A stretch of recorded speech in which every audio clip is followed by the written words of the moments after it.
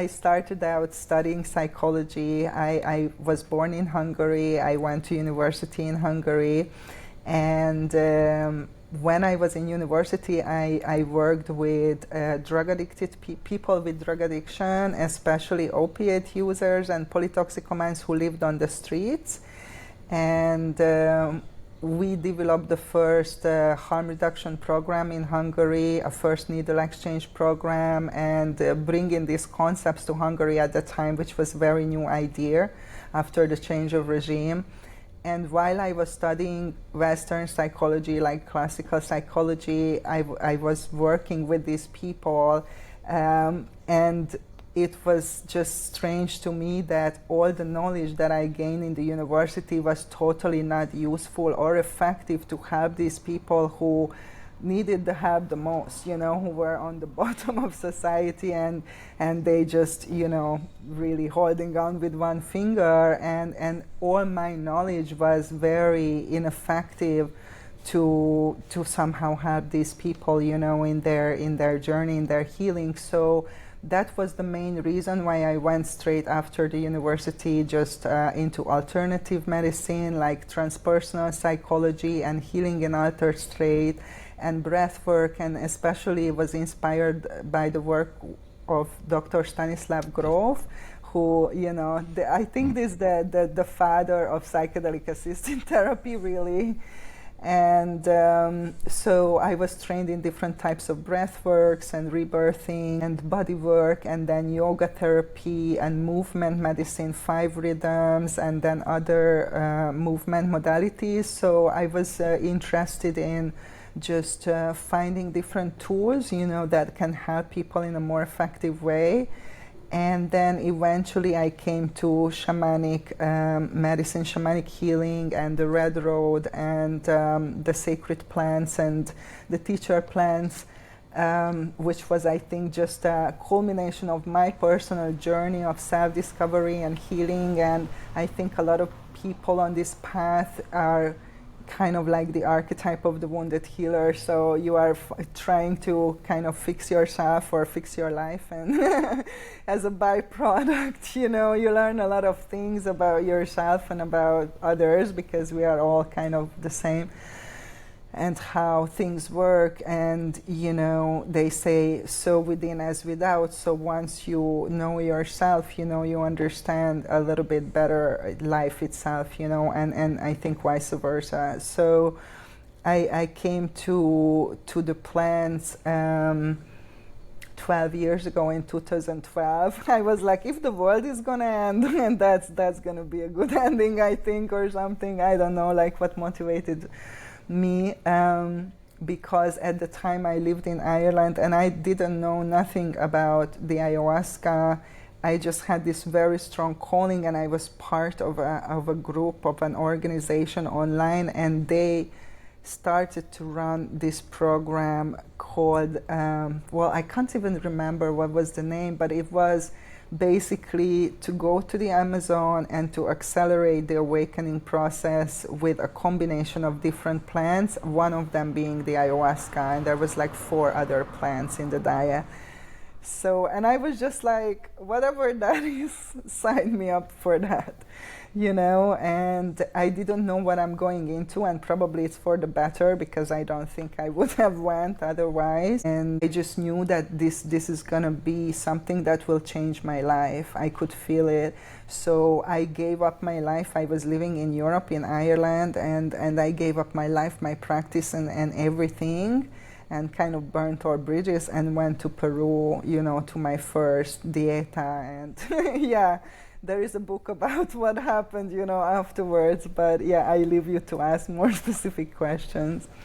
Yeah, I can relate to a lot of what you say there about, you know, a book about after your first diet. I mean, like, it was the same for me, the first diet that I did. Like, it completely turned my life around, like, in so many ways. Yeah, I'm very interested in so many of the things that you've said, especially, you know, the red path. You know, that's something else that I've also, you know, been practicing. in my life, throughout the last 10 years. But I'm very interested in what you mentioned at first about the type of breathing exercises. So is it like holotropic breathwork? Is it? That's what Stan Grof. Yes. He was the founder or the creator of the holotrop. But basically, all breathwork has the same ideas. There's many different types now, different ways, how you can do this breathwork. But what the goal of this is that we affect the nervous system through breathing, and we can affect the brain activity and the brain waves. So, there is we are in beta now. There is alpha when you are reading a book and chilling, and then there is theta when you are before you fall asleep but still awake, this kind of cuts. And then there is gamma and delta, it's the deep states of meditation and deep sleep. So normally we are in alpha, like beta normally, everybody, and then alpha maybe. And with certain type of breath work, you go to theta. So we go into an altered state, into a non-ordinary state when you are more open, and we are bypassing kind of the conscious mind, the ego mind a little bit, and it's more connects us with the feelings and the somatic experience. And you have more information available within you in that state, in that more open state, than what you would normally have when you are fully conscious. And now we are talking like this. So in terms of healing, this is good news, right? Because we have more information, we can understand what's really going on, and then we can take appropriate steps, to change the situation. So basically, that's how I would communicate the benefits, or what's the whole point of doing this. And it's easy because breath, like everybody breathes, you can breathe anywhere. It's not, you don't need a big equipment, like it's pretty simple, and it's a good way to learn to consciously breathe anyway, even in your everyday life, because mostly we are in a survival mode and most people just breathe very shallow, and that's not good. I actually first came across Stanislav Grof's work when after I'd come out of the first dieta that I'd done, and because what was happening with me at the time was I was going through the spiritual crisis. And he writes extensively about the spiritual emergence, and then that's when I came across the holotropic breathwork. So that's why I was really interested, because a lot of breathwork facilitators that I come across now, especially in this country, when I mention Stanislav Grof's work, it's like they don't even know who he is. And I was like, wow, what's the difference then between like the breathwork practices that people are training nowadays and the holotropic breathwork? It's kind of hard to point out. I can only share my experience, my personal perspective, because I've been trained and I did try, many different types.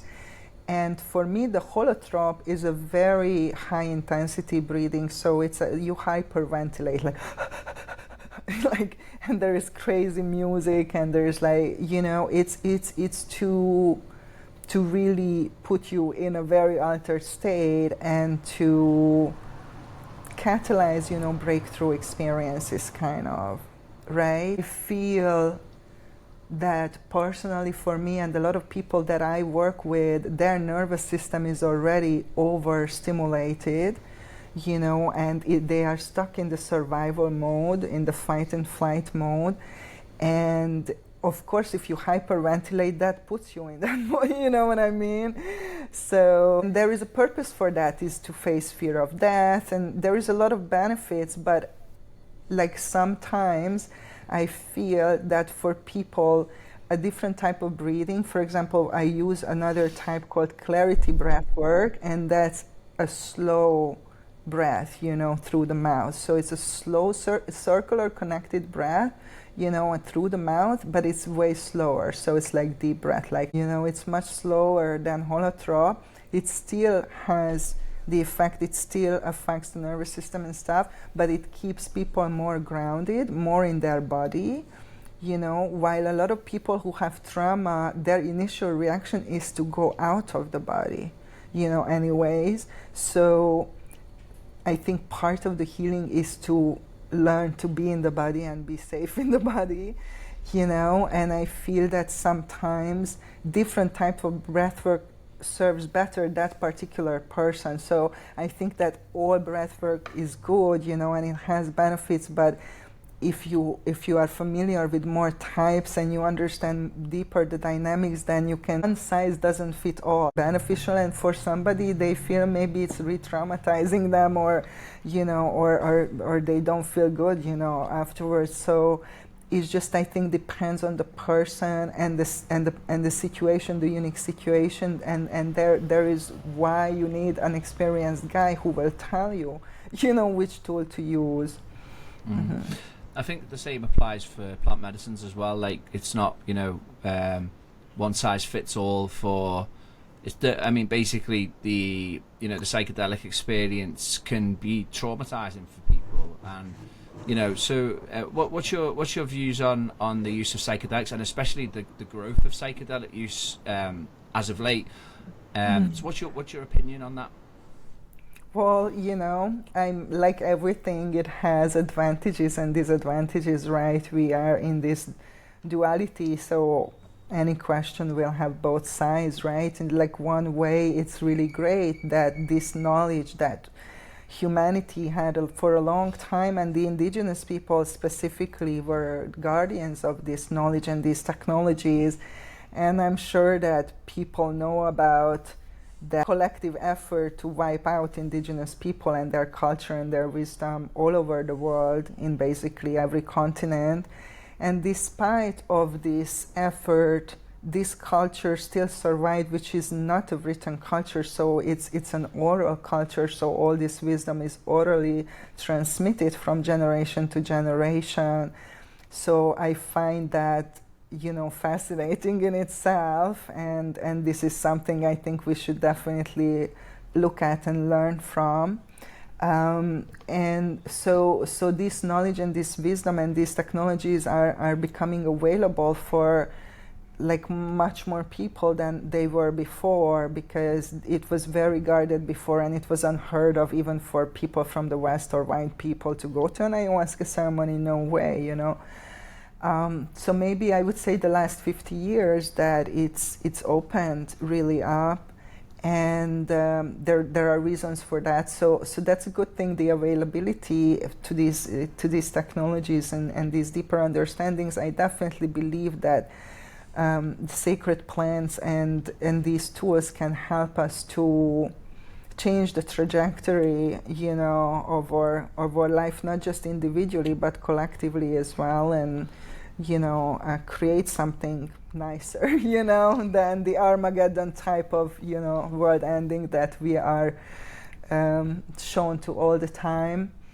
But at the same time, you know, these are very powerful tools, right? So as you wouldn't give a very powerful tool like into a child's hands, you know, it's the same situation here, that especially we don't come from that culture, that the tradition, that heritage, you know. I say people from the West, for example, like we don't know what we are dealing with. We have no idea, you know, and we are very arrogant to think that we know everything, you know, and nobody is more clever and smart than us, and that is just simply not true. And that type of arrogance, you know, makes people vulnerable to the other side of plant medicine, which is, you know, that these plants are just amplifiers and powerful tools, and it depends on the intention of the person who is using it and the intention of the people who are serving it and involved in it, you know, what you are using it for, and if you will create harm or if you will create healing or awakening when you are working with these technologies. Mm-hmm. So my first experience actually in the jungle with ayahuasca, the dieta that I was on, the shamans that I was working with were actually brujos, and I had Wow. a horrific few years of battling through like black magic, whatever you would want to call it. But like, yeah, basically it was just so traumatic, so terrible. Wow. I would love to have you on my podcast to talk about your experience, because I hear about this all the time. I was very fortunate to never having experienced it yet, and hopefully never will. But I've been contacted by many people, who were victims, or, just innocent standbyers, like in some way. And when and these things, again, we are vulnerable because we don't know. We think this is black magic. Oh, that's fantasy. That's not real. That cannot harm you. Oh, it can harm you just fine. It can kill you. It can. So we need to, like, a lot of humility, to recognize that these people who we call savages, people that is so arrogant, is absolutely not true. And we just have to humble ourselves and see what we can learn from them. And I'm not saying that they are superior to us. That's not what I'm saying at all. I'm just saying that they certainly not inferior, or certainly not in every way. Yeah. Yeah, even though, like, it was a huge initiation, because you mentioned on your website about initiations and rites of passage, and for me that was a huge initiation and rite of passage for me. It gave me the tools and understanding of what that is, that sort of technology. Learning how to undo that was my journey. It was my but yeah, I mean, like, I think that it brought me to that understanding that you can learn something from everything, and that sort of, as above so below. It brought me into that sort of hermetic principles, understanding that the nature of reality responds to, it's how you respond to it, like, comes back. And like, for me, that experience, it changed. I was able to reverse that and change that when it came to that understanding that this is teaching me something. And I was no longer a victim to it. It was then a blessing, because I learned a lot about it. So how important is initiations and rites of passage for you? Yeah, exactly. I think that's what it's all about, what you just said. This is what I think alchemy is, to turn like challenges into gifts, and that's what you are talking about, that was a very difficult or dark situation, and you turned it into a gift. You turned it into wisdom, into tools, into your offerings, to this podcast, to many things, that will create. And that is because you went through this experience. And I think that's the point of the initiation, because, well, first of all, it's very empowering. I'm sure that you are feel so much more confident in yourself and in your abilities and everything, that something that you went through. You lose a lot of fear and worry that, we all have and carry around. You really get to know yourself on a much deeper level, and therefore the world, So there is many benefits. I think it's a type of maturation. The main initiations at the beginning is to come from childhood into adulthood, and I think that's what we need to talk about, because that's where humanity is. In general, that's the level. So it's like we're talking about, let's grow up, from being children, petulant children and needy and greedy little children, and evolve into our next level, and this evolution happens through these were very important signposts and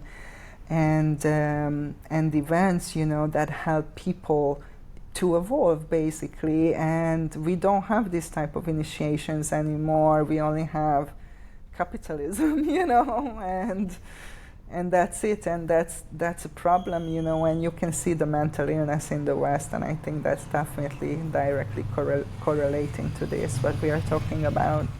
It is, certainly, because if you just look at world leaders, they're just like children, aren't they? They're just all children. You can just see the wounded child in all of them, and they're just fighting with each other. It's ridiculous, isn't it, when you look at it from a and the rockets high and perspective. The cars and what they are into. Let's go to the moon with the rocket, or let's build the best cars. Yeah, so I think that initiation it's something that's missing, isn't it, in our culture. It's something that is just not it's not really encouraged. It kind of, obviously people still have to go through initiations regardless whether it's encouraged or not. Like, you know, the universe is going to kind of deliver some kind of initiation if, you know, if it's in part of your path. Exactly, but that's what we're talking about. I always say to my clients, let go or be dragged. That's your true choice, and you are talking about the be dragged. Yeah, if you don't go willingly, if we don't create these spaces and these experiences, then what will happen is what you are describing, that be dragged, and the universe will push you through a terminal illness, your life falling apart or whatever, you know, divorce, like losing your business, your money, whatever kind of things, you know, which will catalyze this process that people are somewhat familiar, and they call it the dark night of the soul, and that's part of this rite of passage. It's more of a like dark night of the ego, though, isn't it, really? Totally. I never heard that, but I like it. Yeah, I it agree. is because it's that, like, you know, you're facing your fear of death, all you know, everything that your ego's constructed is being taken away, you know, just to leave you with who you are. Essentially, it's a blessing, isn't it? But at the time, it just feels like, absolutely. Yeah. So I'm really interested in the courses that you are offering. You know, the psychedelic integration things. Can you just explain a little bit more? You know, I've briefly read on your website about what it is that you're offering, but you know, I think that it's something that's really important. So can you share a little bit about these courses, and also why you believe that it's so important? Why is this part of your life path at the minute? Right. Thank you. So two offerings. Like, one of them is my personal signature program, ayahuasca assisted therapy. This is a 15 months long program. Like, a lot of people who come to the program, it's their first time with the medicine, so they feel called to work with the ayahuasca, but they haven't worked it yet. But this is not a requirement. You know, I have some people who did work with it before. And what happens is that in the program there is 3 months preparation, then there is a ceremony, and there is a 1-year integration. So we combine, you know, the sacred plant, in this case the ayahuasca, with a therapeutic container that is personally guided and supported for 15 months, and it starts before and it ends after the experience. And the reason why I created this container is because that was one of my biggest learning from my journey, you know, and that's a whole other podcast, you know, what happened to me when I went with the medicine and what I went through. But I just committed all the mistakes, you know, that people do, and I just drank a bunch of medicine, and I didn't even hear about integration at that time, and I ended up in a spiritual emergency, you know, for other reasons, you know. But that through my experience and through my doing the integration, and then meeting people who told me about the integration and how to work with this medicine and all these kind of things, I understood that the ceremony is just part of the process, but it's not the process itself. The whole process, healing process, is like starts before you go to the ceremony. You have to prepare as you would prepare for an initiation or a ceremony like a wedding. You know, you prepare. You just do not, okay, tomorrow we go to the wedding. No. So you have to prepare, and then there is afterwards is the biggest part of the work is afterwards, because I thought at the beginning, like everybody else, that the plant will heal me, you know, that I'm gonna just go to the ceremony and I will receive the healing and everything will be fine afterwards, you know. I mean, I wish it would be that easy, right? So, and that's not what happened, obviously. And then I understood that what happens is that the medicine will help you to see those things that are creating the illness and the disease and the unhappiness and the discomfort, and to become aware, you know, how you are creating your own misery, you know. And then once you are aware of it, obviously you can choose something else, but before you are unconscious, you do not even, you blaming others, you blaming everyone, like you are not even understanding what's happening. So basically, you know, what she does is expands the awareness so we can become aware of more of ourselves that we habitually are, and then we can see that our problems, we are creating our problems, and we can see how, and then we need to act upon that, and we need to bring change, and that awareness doesn't equal change. Awareness is just awareness, and then what you do with that awareness, how you're going to put that into practice, how you're going to apply in your life, how you're going to change your behavior, because now you know that this is true, that's up to you, that's totally up to you, and then the plant will not heal. Nobody can heal you, because we are making ourselves sick, so only we can heal ourselves, and that's the only.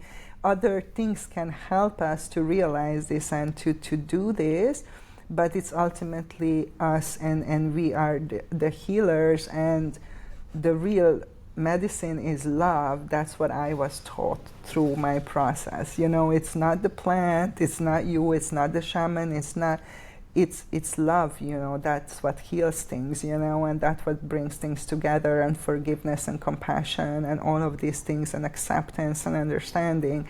These are things that will lead to the healing. And to take most out of your experience, you need to commit to the whole process and show up for the whole process, not just for the ceremony. It's like you're going to the movie theater and you only go to the 5 minutes in the middle of the movie, and then it just doesn't make sense. But of course I didn't understand the whole concept. I was just coming from the West, if you sick, take a pill and that will fix you, or something will fix you, or somebody will fix you, and you just have to fight. I was searching for things and tools outside of me to fix me, and then the ayahuasca, I was you having the wrong perspective here, girl. There is nothing outside of you that can fix you. So to realize this, and to start to apply this in your life, and to create the change that you are looking for, it's not an overnight process. It's not a weekend process. It's not a week-long process. I think to accomplish this in 15 months is a great deal, is a great accomplishment, but you can accomplish it in 15 months, because I did it with many people, and I run this program for 7 years, and I have 100% recovery, and whatever is your intention, that you can fulfill it if you show up for yourself and for your process, and if you do what you learned to do and what you need to do to make your life better, and if you don't do it, how do you expect anybody or anything to show up for you? It just doesn't make sense. So the program is like this because this is a deep dive for people who are interested in real change, and not some checklist that I went to an ayahuasca ceremony and I can tell my friends about it, but who are really committed to change, and they understand that change will take some time, and you will need support because it's going to be intense, and you don't know what to do, as I didn't know, and I needed to learn, and that's the best thing you can have, is support and guidance and a map, when you are going into the unknown. And I've seen the results that are miraculous and breakthrough, and people, Western medicine is just what? We don't understand, but I understand, because I know how healing works and what healing is, and the body is the last thing, that needs to be healed, Yeah. So that's the program, and that's for people, who are looking for breakthrough results, and are in a great deal of suffering for some reason, and just really committed to change their life, and willing to take this deeper dive and this longer journey to really go to the root of the problem and uproot it, and that's what will create the change that will last for a long time. So yeah, that's the individual program I have. Do you have any questions about this? Yeah, so first of all, I just wanted to say about that commitment that it takes to heal. A lot of people don't want to take responsibility for their own healing. There is no shortcut, really, is there? To heal. I mean, these medicines are great tools, aren't they, to help us to get to that place? Fantastic, but a lot of people really don't want to take that responsibility with the work that I do with people. Like, you know, unless I know that people are willing to do, to be honest, you know, with themselves about where they're at, you can't get, you know, real long lasting results without that commitment there. So how do you kind of filter out, you know, people that are, you know, committed or not? I mean, is there any kind of like criteria that you have? Because, you know, the last thing that I would want, you know, as if I was you, would be to like take people 8-9 months down the line and then them, you know, revert back to it. I mean, it must be quite disappointing, you know, to sort of to see that. Absolutely. Well, this is a really good question. So normally if people pull out, they pull out, you know, like between month 3 and 6, you know, not in the end. If you made it like to 9 months, you're not gonna stop. You are over the hard part, you know, because the whole process is death and rebirth. So first you go into the underworld, you know, like 6 months or something. But I'm just saying number because it's individual, but a big part of the process, you are in that underworld, you are in the discomfort, you are in that dark night kind of, you know. So that's when people have the most resistance, you know, of course. But the way I filter people is, first of all, I do a 1-hour consultation with the person first, and I ask a bunch of questions, you know, about their journey and their life, and just in general, I can, you know, I receive information, I can see where they are in their journeys, what happened, how committed they are. Like just by talking to people for an hour and asking a bunch of questions, that gives me a pretty good idea. Then, you know, if they say, okay, I really want to do this, and I also feel intuitively that this is you know, a good match, then they sign an agreement that outlines their duties, responsibilities, you know, all of these things for the next 15 months. For example, I ask everybody to keep a daily journal and send the journal notes to me before the session, you know, 24 hours before the session, so I can prepare. And this is a big issue. A lot of people are not willing to keep a daily journal, let alone share it with anybody, you know. So these are already things that filter people, you know. I have certain things that, like, I'm not going to disclose everything, but I have certain requirements that people need to do, and I disclose that at the beginning, and I ask them if they are willing to do those things, and that already filters a bunch of people, right? So by the time we start, normally, you know, we have a pretty good idea that this is going to work out or not. And for me, over 90% of my clients finish, you know, the program. So that's really, really good result, I think.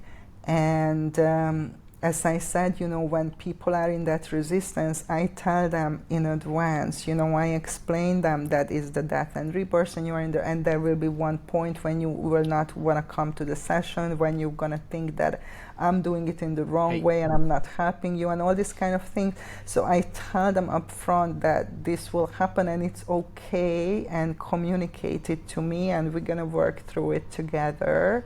So most people, when it happens, they're willing to address it in the session, and then I can help them to see a different perspective and to process it and to move through it, you know, because if somebody, you know, leaves, normally that happens that they do not come to the session, and they are not willing to address what is going on and face it, you know. So that would be, when somebody leaves, it would be how it would happen, you know. But as I said, I don't have this often, because I just, you know, put a lot of effort to make sure that I tell people that it's intense, it's enough, you're gonna love me, you're gonna hate me. Changed, you think you want that change, but when you are in it, you're not gonna want it. So because I've been there many times, I can tell people, and so I'm not painting some unrealistic picture that, oh, this is gonna be all great, and you know, you're gonna be Buddha and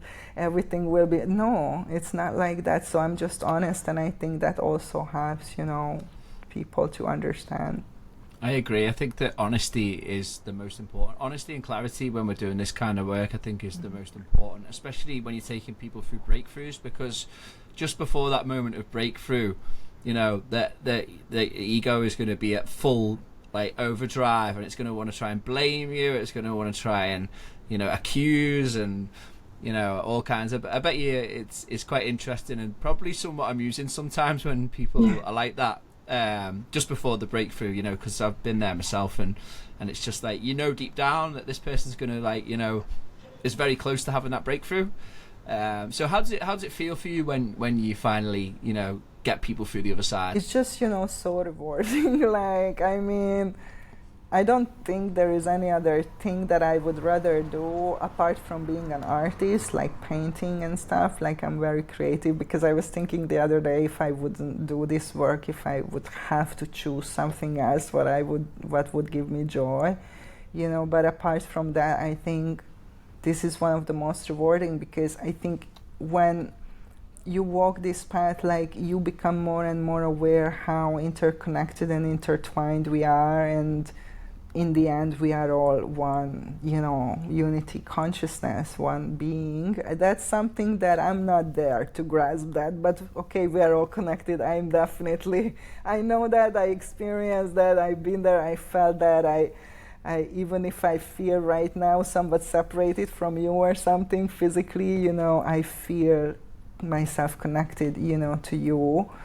And I think, you know, reach a certain level of awareness, your main priority is to help your other parts, which is yourself, you know, like, why are you doing the podcast and everything? I think it's because of this, because you want to help, because it's part of you, you know, it's your family. You would want to help your mother or father, of course. You would want to help, you know, people who you love, and everybody is family, you know, we are all connected. So to see people to ease their own suffering and become confident, you know, and empowered to choose a good life, and to choose the walk, you know, the path of the heart and love and all that. Yeah, I don't know what else could be more fulfilling. Like, for me, I don't think there is more fulfilling. It's just like very joyful feeling for me, and I feel, yeah, just fulfilled and very satisfied that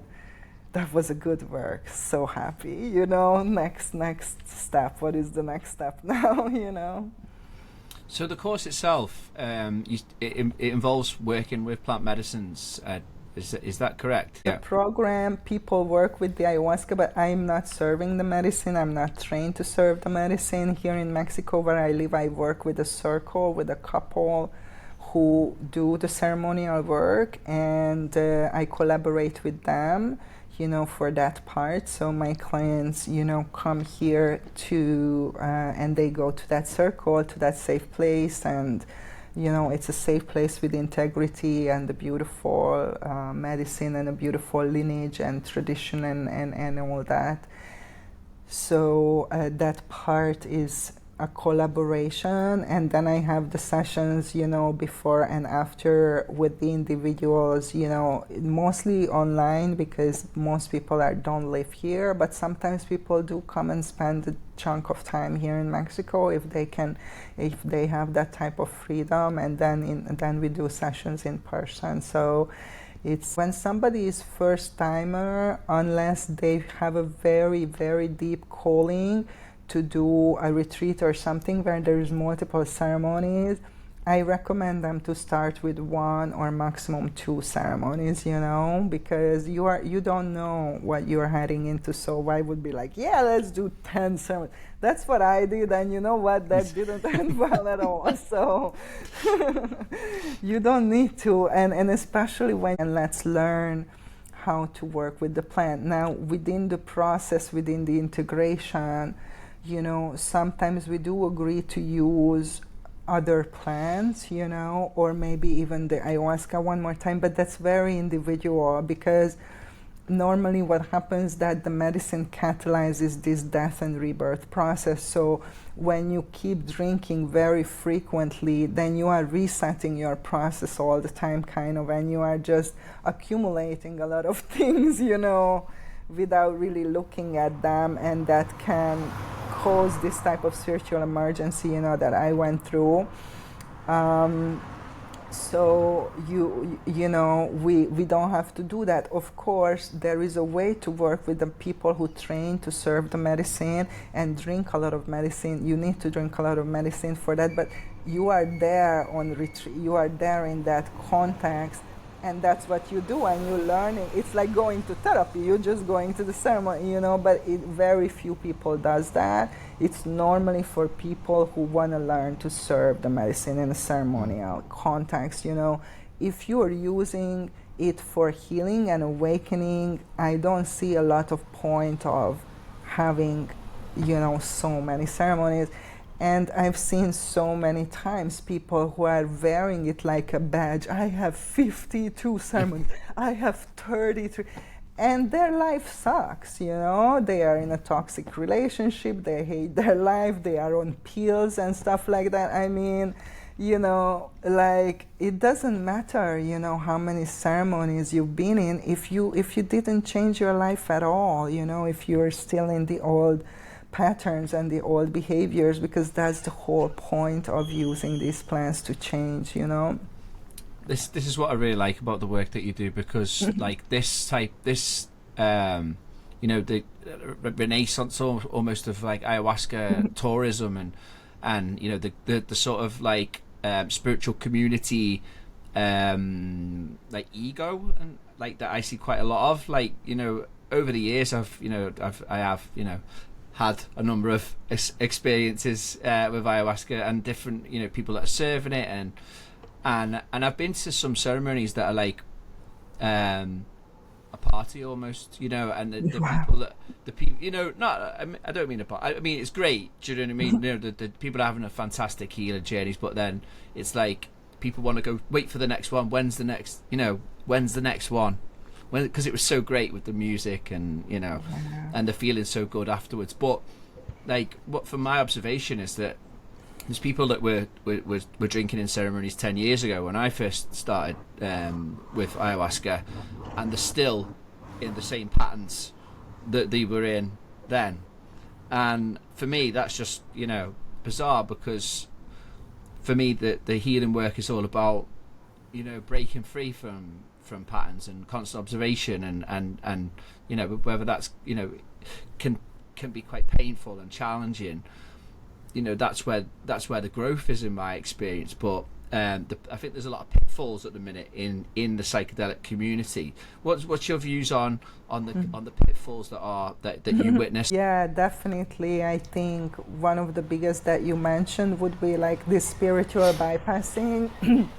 When people don't do their deep inner work, their healing work, and I really desire people to understand that you cannot bypass that work. You just cannot, you know, and there is no way. So you are just deluding yourself. And then what happens when you don't do your inner work, because the medicine is a magnifier, it will magnify your ego and your narcissistic tendencies, and you're going to think that you are some, you know, superior being, you know, destined, you know, to share this medicine with others or something. That's what most likely happens, you know, like a lot of people I've seen go through this.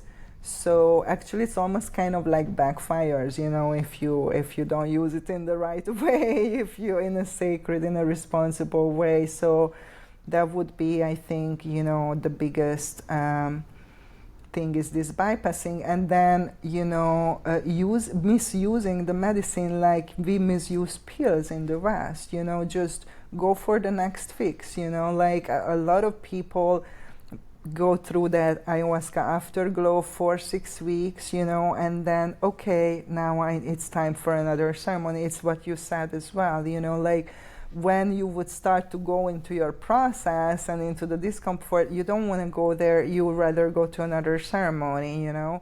By the way, even in ceremony, you can bypass as well, you know. I know a lot of people who learned to only go to the good place. Yeah. They never have any intensity going on, you know, and I'm not meaning a bad trip, because we can talk about what a bad trip is, but I mean intensity, you know, intensity, what you need to work through, You cannot bypass that. If you only go to the good place in the medicine, you are bypassing in the ceremony, you know, and you can do that very easily because the medicine gives you what you want. So if that's what you are there for, voila, you know, that's what you will have. And, you know, regarding the bad trips, it's really important for people to understand that just because you are in intensity or discomfort, that doesn't mean it's a bad trip, because that's what most people equate with the bad trip, that, oh, I felt horrible and my body felt horrible and I was scared and all of these things. No, it's part of that process. It's part of, you know, what people want to bypass is that part, you know. And that's not a bad trip. A bad trip would be when you are in a circle where people who serve the medicine have no idea what they are doing, so they opening, you know, a space to whoever knows where or what kind of energies, you know, or even worse, they doing it with the intention to call in, you know, some dark energies. That is a bad trip, okay? That's the second is very rare, that kind of brujeria that you talked about, that is intentionally, you know, working for this. I think it's rare. But the first variation, when people don't know what to do and then they are opening spaces, that's very, very common. And a lot of spiritual emergencies that I got, the people who find me online, is because of this. Because they were in a ceremony that was unsafe, that was not held in a proper way, and all kinds of intrusive energies get attached to them and driving them crazy now, you know, happening, and they think this is the medicine, you know, working with them. So people have to understand, you know, that just because we don't know about these things and it's not in our culture, that doesn't mean they don't exist, you know. And you need to then educate yourself before you do something like this, you know. In the preparation, in my program, I explain these things to people, you know, so they understand why we have the ritual, why we have the circle, why there is people who are initiated into, you know, this technology, this knowledge, to give you the medicine, to be with you, to play the songs to you or whatever, you know, like they know why, and then they do it in the right way because they understand that it's important, you know. But we, like, a lot of people go into ceremony and they're like, I have no idea what I'm going into, and so they cannot judge or discern, is this place is a safe place, is this person is a legit person, you know, because you have no idea. So how you could tell from another person? They have the feathers and the beads and the I don't know what. So now this must be, you know, something legit, but it's often not. So it's your responsibility to keep yourself safe, to educate yourself, to prepare yourself. It's your responsibility. So, and if you end up in an undesirable scenario, then it's a chance for you to turn that into a gift, just as you did.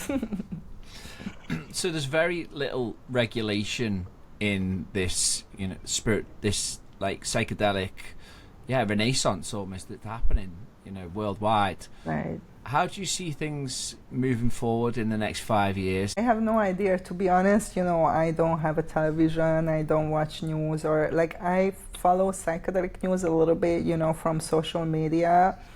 But like a couple of things just I would like to share. One of them is legalizing versus decriminalizing things. That's two very different concepts. You know, I'm more for decriminalizing things because I believe that a plant that grows in nature shouldn't be criminalized the first place, you know, like it's just, I don't agree with that, you know. So when you legalize things, then you will have rules of who can access it and how can they access it and what they can do with it, and that will shape it in a very strong way, you know. And the problem with that is that the people who want to regulate it by laws, they never took, you know. So you're trying to regulate something and understand something from a much more limited perspective. I think it's like a venture doomed to failure eventually, like it's just not possible. because if you would have worked with the ayahuasca, probably you wouldn't want to make those laws after, but that's another question. So there's a problem here with the legalizing thing. I think, decriminalization would be much better, because that would give back it to the people, and there is natural ways of, now we can see the underground movement, because it's not legal, people are still using it, that naturally it starts to emerge, people starting to look for safety, ethics, integrity, more and more people talking about this. There is, on my website, we have a code of ethics and the standard of practices for ayahuasca professionals, specifically to people who work with this medicine, that every client of mine reads that, when they sign up for the program. So it's like a grassroots kind of thing, that naturally these things would be created because people have a need for it and people want these places. But it's different when it's being created through the people who are actually working with the medicines, and in this field and understand, versus when you try to legalize it by people who never work with these plants and have no understanding of what they are regulating. So I think that can lead to a number of problems, and then obviously patenting things and owning things, which I'm totally against, it's leads to scenarios, what's happening now in Oregon, when if you want to have a mushroom ceremony, it's $3,000 if you want to go to a clinic. $3,000, that's something that grows for free in nature, but because of the bureaucracy and the licensing and everything, that to be able to run a clinic, that's what they need to charge, that kind of money. So yeah, I'm curious to see how it's going to unfold. I'm sure that there is always going to be underground movements, for sure. And yeah, I'm just hoping that, trusting that the more awareness we have in this area, the better decisions we're going to make. And I really, really feel that it would be super important to include people in the, if there is no way around legislation, then include people who work with this medicine and understand how to work with these medicines on a deeper level, because yeah, it's like this Compass, there was this company Compass Pathways or something, who wanted to do an ayahuasca peel and deep freeze the ayahuasca brew and put it in a peel. I looked up their board and who are this company. There was not one person who ever worked with this medicine. They were all businessmen and chemists and marketing people. I think this is ridiculous, and hopefully this will change. Certainly, I think that one of my main concerns around the movement, I know that obviously. I have a faith. I have deep faith, in the way that the universe and spiritual forces work, and I believe that this is happening for a reason. Earth is reaching out to us to, with these medicines to help us to heal and to become more aligned with how we should live in accordance to natural law. And that's my belief, but at the same time, from what I have witnessed, is that there is a lot of abuse of power when it comes to people holding space. So I really appreciate what it is that you do with with your code of practice, because I think that having a code of practice is really important. So can you share any experiences that you may have had about abuses of power in this type of work? Yeah, well, I mean, the most common thing that happens is sexual abuse, but that's true in other areas too, not just the medicine, but of course we talk about that the medicine is a magnifier, so it's more prominent, that just when people are in an altered state, shamans or facilitators take advantage of people, take advantage of women in a sexual way.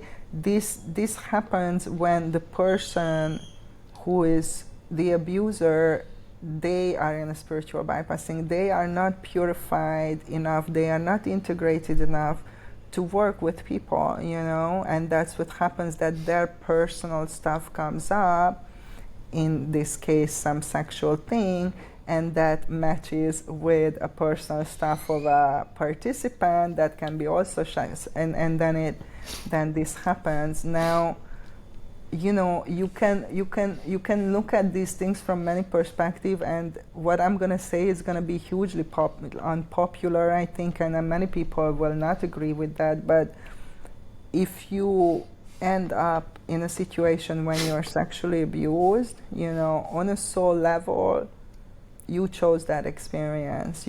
For many people, this is very difficult to understand and to accept, but this is the truth, and when you said that the horrible thing that happened to you led to one of the biggest gifts in your life, that's what I'm talking about. Once you are able to see things, you can turn it into the biggest gift, but this is very difficult with this type of trauma. I understand that, but it is also possible, so I just want to say nothing is a coincidence, if you ended up in a scenario when you were abused or taken advantage of, you have a big part in that. I'm sorry to say that, and that's why you need the therapy and the guidance and the support.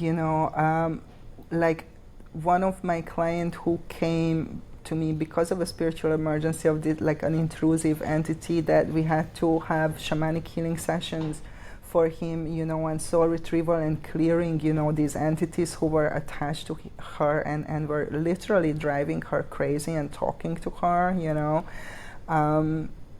So after, in the integration, she could see why she ended up in that scenario, because if you have a possession type of situation, the entity that is attached or connected, you have a certain vulnerability, some kind of wounding that matches that energy. Mm-hmm. If you have no woundings or vulnerabilities, you are protected. That's when you are healed and whole. You are protected, but we are not whole, and we are not here.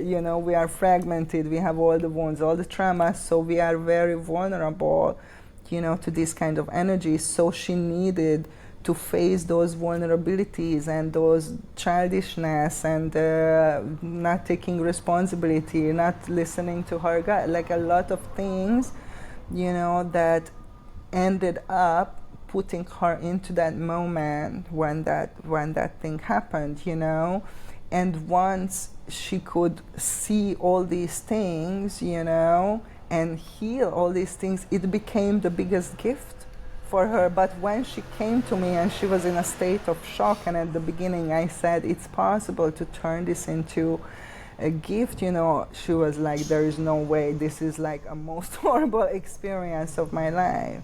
But I've seen this many times. So when we look at abuse or misuse about certain level, like legally, whatever, but on a soul level, you consented, I'm sorry, and that's something that is really, really hard to grasp and to assimilate, and I understand if you have a lot of resistance. I mean, the listeners, like who are listening to this, and that's okay. But there is different perspectives here that we not fight the darkness. There's no point of fighting the darkness, because it's the darkness and the light, so that you cannot make the darkness go away. So what we need to do is we need to commit to walk in the light. That's what we need to do, and that's what I'm doing with the Code of Ethics, and a lot of other people who walk on the plant medicine path, like yourself, are committing and are offering this alternative to people who are before take, and we can just offer, this path and help people, on this path, and but it's just the choice, and we all being on both sides. So just to clarify that too. Ultimately, it's about transforming victim consciousness into empowerment, because I would say that victim consciousness is what creates the perpetrators. So on some level, what you're saying. Well, in fact, on many levels, what you're saying, I can agree with to some extent. because I believe in the hermetic principles of as above so below, and like anything that's that's within you, like karmically, has to be processed one way or another. And if that means that an external event has to happen for that to be, for that to emerge and to be processed, then that's what has to happen. I agree with that. So do you believe that plant medicines can be a way to, I know that there's no like spiritual bypass in here, but do you think that plant medicines and this sort of integration therapy that you do could actually prevent serious incidents from happening by doing that inner work? So maybe you don't have to actually go through these intense karmic events. Absolutely, and that's by doing the work. That's what Stanislav Grof was saying with with their protocol of how to handle, or their main idea was that if people have proper support and container, then this can be a spiritual emergence. So an emerging of a higher self that is intense but all good, but it can turn into a spiritual emergency. Oftentimes when people don't have support and container, and then they kind of spiral out and they got scared of what's happening to me, and then it becomes a spiritual emergency. And I really, really agree with that, because I think the majority of the cases is like that. So definitely if you have the container, the support and the guidance, it's very, very unlikely that you're gonna go through this type of experiences. Another occasion would be somebody having this type of experiences when mental illness, occurs, like a psychosis or something, but that's something that we filter before, and most of the time people can be filtered out who have history of mental illness that are not, recommended to work with these kind of plants. But yeah, I do agree that I think that's one of the reasons I'm doing this program and all these blog and podcast and book, and I have a lot of free content out, about this topic to help people to understand that, understand that this is the journey, and I think in the West we are so conditioned to this quick fix, just give me the pill, give me this, I take it and it's done. It doesn't work like that. I'm sorry. If you can't accept this, that you're gonna suffer a lot more in your life, and it's not true what they are telling us, that you can just take a pill and things will go away. Look at the West, look at America, how many pills they are taking, and they are in a worse state than ever, so you can't, it's not true. We have to wake up to see this and to accept this fundamental truth and natural things that we have no power over, and to surrender to these energies, and I think the serenity prayer in the 12 step is it's a lot of wisdom there, right? To help me to accept what I cannot change and change what I can change, and have the wisdom to know, which one is which. So I think that's what kind of we are talking about here, right? A little bit. Mm-hmm. So essentially, like what you're doing with this program is you're creating like a map almost for people to do the work in a structured way. Yeah, so the map I didn't create, but I would say like I alchemized the framework, because the maps were created before. I mean, a rebirthing map that was created by Stanislav Grof, one of the maps that I use. Another map is the Native American medicine shield, the 4 altars of the medicine wheel, so that's also a basic map. And then the map of the kind of the hero's journey, I use it as so these maps influenced a lot that particular framework, that I kind of put together, and it helps people to navigate, and that's the whole point, to empower people and to teach people how to navigate, because I'm not gonna be there all the time, telling you what to do, and that's not the point, by the way. The whole point is you finding your power and your wisdom and your answers within you, and you know, I find that this amount of time in the program helps people to establish new habits and new behaviors that they will continue to do after, because it's, you know, they already ingrained it, and I'm there to kind of keep them accountable, you know, at the beginning, while it's very hard to do on your own, you know. People are like, too hard, tomorrow. So that's another, you know, advantage, that, but exactly that's the whole point, is to teach people this map, to teach people tools to navigate, so and to help them to connect, you know, with their own source of power and wisdom in the first place. And of course the medicine helps, you know, great deal to do this, and then they can navigate. And even if they fall out and go back to unconsciousness, or they will know how to come back, you know, they will have the reference point, they will have the tools, the understanding. So and that is freedom for me. It's a freedom of choice, because before, you are doomed to repeat the mistakes, and just people hear this, you know what I'm saying, because this is how everybody's life goes, until we consciously start taking charge, you know, and taking responsibility. You are just like a robot who was mind programmed, you know, from childhood, and you're living out that programming. That's all that's happening, you know, and it's sad, but true, you know. But this can be changed, and that's why we are here, and that's why we are in the business, you know. And I think definitely plant medicine is a shortcut compared to other, like, I have people who are in psychotherapy or analysis, which is 3-4 times a week. You go to analysis for 8 years and you still have the same problem. It's crazy.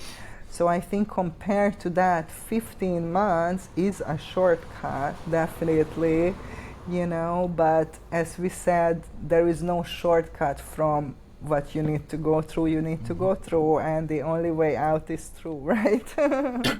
So do you believe that even when people are doing this work, when they, you know, from my experience, when things, unconscious materials come up to the surface, it can play out and like manifest into reality? Do you find that that's the case with your clients, that when they get, you know, into the deep work, that things in their life start falling apart and start changing and yeah, sort of like playing out almost what it is what it is that they're processing? For sure, because it's true, you know, that your outer life is just a reflection of what's going on inside of you. I totally agree with that. I think, you know, that people's life falling apart is a natural process of letting go. It's just we're not used to, because the whole Western culture demonizes death and letting go. Stay forever young, don't have any wrinkle, like look, like it's just crazy, you know. It's quite neurotic, you know, what's happening. So when we are in a process of letting go or death, you know, we are very uncomfortable.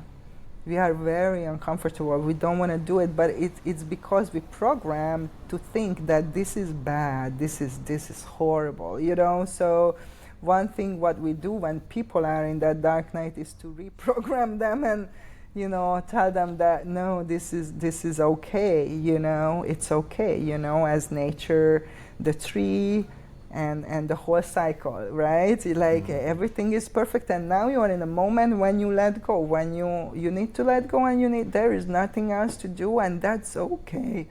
Because people resist. Oh, no, that's bad. There's something wrong with me because I cannot be married to this guy anymore or whatever. Like, no, it's okay, you know. And that's the first part of the process, is a big letting go, and to change your relationship to death, you know, especially if you come from the West, because you can see how birth is like, oh, we're so happy, baby shower, and that is like, yeah, in some like nursing home, nobody cares, like, you know, like we just very unbalanced. So I think people have difficulty, you know, just to let go, and that's well, manifesting, you know, they are letting go internally, so they have to let go externally. That's true what you're saying.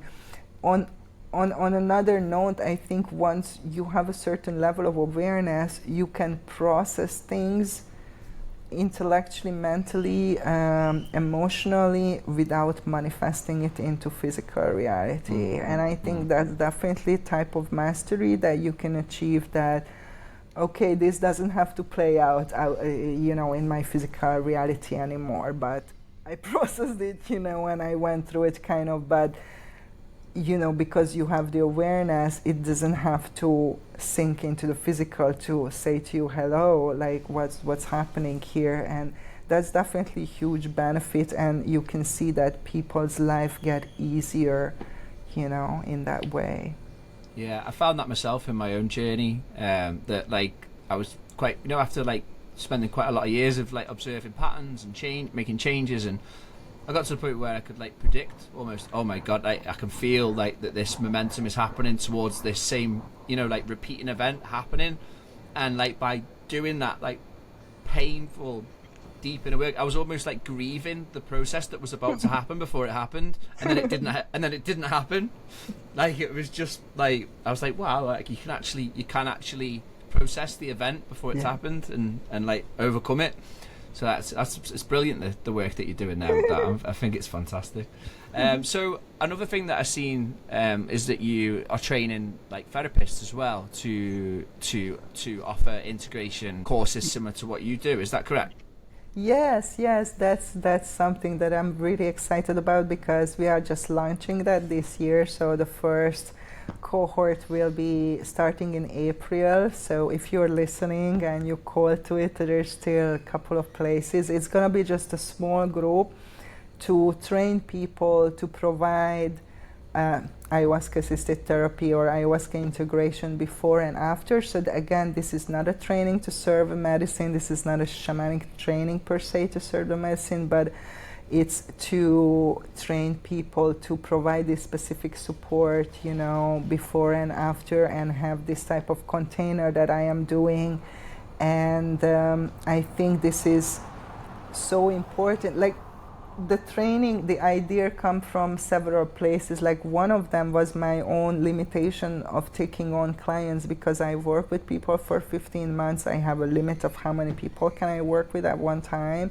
It's like very deep work, right? What we are doing, and now I'm teaching more and I'm writing more, and I have other stuff as well apart from, you know, working with individual clients. I couldn't refer people out because there is not many people that I would trust to that level that I'm like, okay, like I vouch for this person as a therapist, as a space holder, as a plant medicine person, you know, and all of that combined.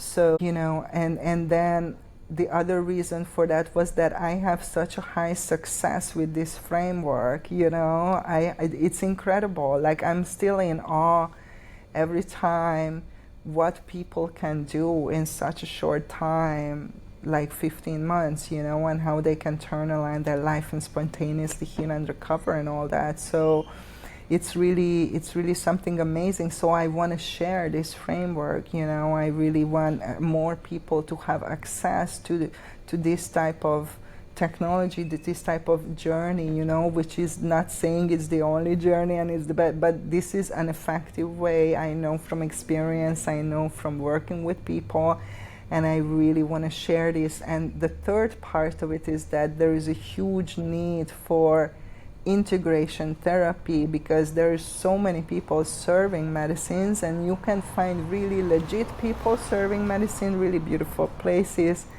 quite easily, you know, with a little bit of research.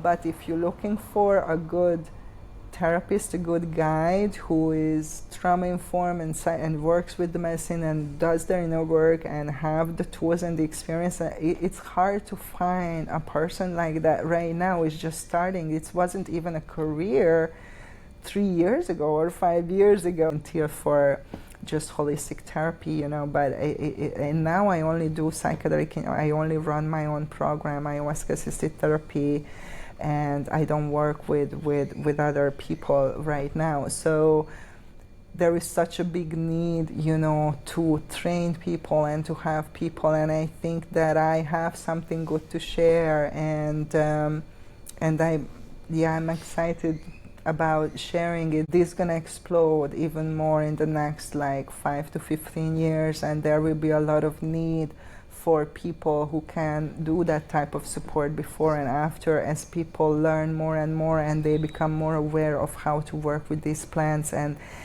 that you need to do that in our work. Now everybody was like, oh, I want to do the integration, you know, so these are the main reasons, and I'm super excited. So yeah, .com. So if you're interested, there is a whole description about the training, and you can get in touch for a free discovery call.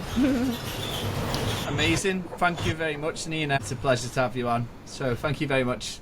Have a good evening. Thank you so much. It's a pleasure to be here. Lots of love to everybody. Thank you.